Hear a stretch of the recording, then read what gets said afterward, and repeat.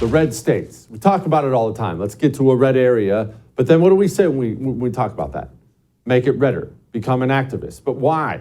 It's already red. What do you have to worry about? Jesse, I'm in Arkansas. It's all good. No, there is an epidemic in this country of low-T GOP states.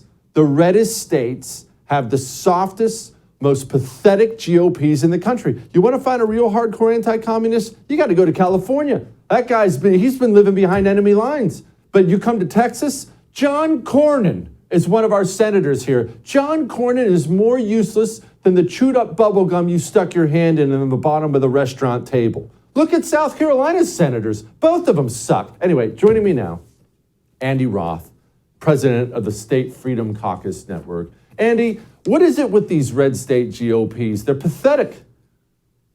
Yeah, so here's the answer, is basically every state capital is plagued by three things. One is the establishment is full-time.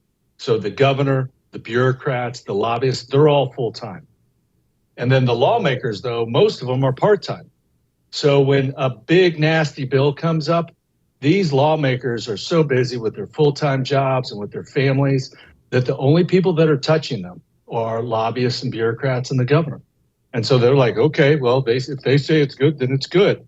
And then they pass it. And then because there is no media coverage of state capitals, and because most voters don't know who their state rep is or their state senator is, all of this occurs in the dark. And you know that when politicians are doing things outside of the watchful eye of the public, they're going to do bad things. And that's what's happening in red states. Out of all of the Republicans in all of the state legislatures, the most liberal Republicans are in Hawaii. Not a big surprise. But the second worst Republicans, South Carolina, just like you mentioned. Oh. And that's because they have a culture there where everybody just says, okay, let's just do what the chamber does and let's just do what the special interest does. And every once in a while, we'll throw a little lip service to the public about guns and babies, but we won't really do anything. And we'll continue to move the money to help the special interests. And that's the problem that's occurring. Okay. Wyoming. You know what? Before we get back to how to fix it and things like that, what's going on in Wyoming? There's only something like 500,000 people in the state, and about 499,000 of them are Republicans, and Wyoming is still screwing things up. What's going on up there?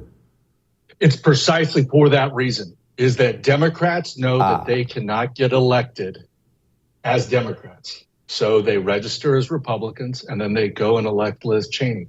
And then they also go into the state capitol, run as Republicans, and then vote as Democrat. And that's why in the Wyoming House, this is crazy. In the Wyoming House, there are 57 Republicans and only 5 Democrats. But yeah, there you go. Look at that screen. But if you look at their voting records, it's 36 liberals to 26 conservatives. And that is why Wyoming cannot pass a ban on transgender surgeries. That's why they cannot pass get rid of porn in schools. And that's why they can't get rid of school choice or enact school choice. It's because Democrats run the show there. Is this something we should be doing? Should Republicans be running as Democrats in New York and California?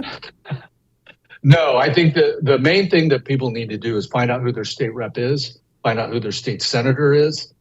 If their state is lucky enough to have a Freedom Caucus, then they need to find out who is a Freedom Caucus member and find out who isn't, and then ask those that aren't in the Freedom Caucus why, and they'll give you all sorts of crazy answers, but the true answer is that because they don't believe in freedom. If you live in a state that doesn't have a Freedom Caucus, find the most conservative members and get them to organize and get them to contact us so that maybe we can help them set up a Freedom Caucus. Yeah, when in doubt, always go to the Freedom Caucus. All right, Andy, can you explain, do we have any good ones? Missouri seems like they're pretty on point. I'm afraid to say that there are 50 swamps in 50 states, but hold on. We obviously know that Florida stands above the rest in a lot of respects. I do fear, though, that if DeSantis moves on, then Florida is not going to be that good. The legislature will. I will say, though, and this is what makes my job so fun, is that when we do have a Freedom Caucus in a state, we are shining a bright light on all of the rhinos in those states, and they cannot stand it. And this is kind of breaking news, but there are counties in South Carolina right now and counties in Idaho, county GOPs, that are censuring or passing a vote of no confidence against these rhinos because our Idaho Freedom Caucus and our South Carolina Freedom Caucus have exposed them. So people are waking up, and it's fun, but there's still a lot of more work to do. How can people get involved, Andy? A lot of people are watching this right now, and they don't know what to do. They don't know if they should run for office. Should they be on the phone with somebody? But they want to do something. What do they do? So media coverage in the state capitals is very scant. I agree. But the very first thing you should do is go to statefreedomcaucus.org, look at our map, find out where our Freedom Caucuses are. Second, go onto Twitter, follow me at Andy Roth. I daily provide coverage about what's going on in all of the other states. And then lastly, just find out what the local coverage, media coverage is for your state capitals. It's not going to be conservative coverage. It's going to be liberal, but at least you'll start to pick up the names and understand who the players are. And then hopefully over time, we can help identify who the conservative fighters are, who the rhinos are, and then start defeating them and getting them out of office. All right. Go help the man out. Andy, thank you for what you do. I appreciate you, man. All right. Thanks, Jesse. Take care.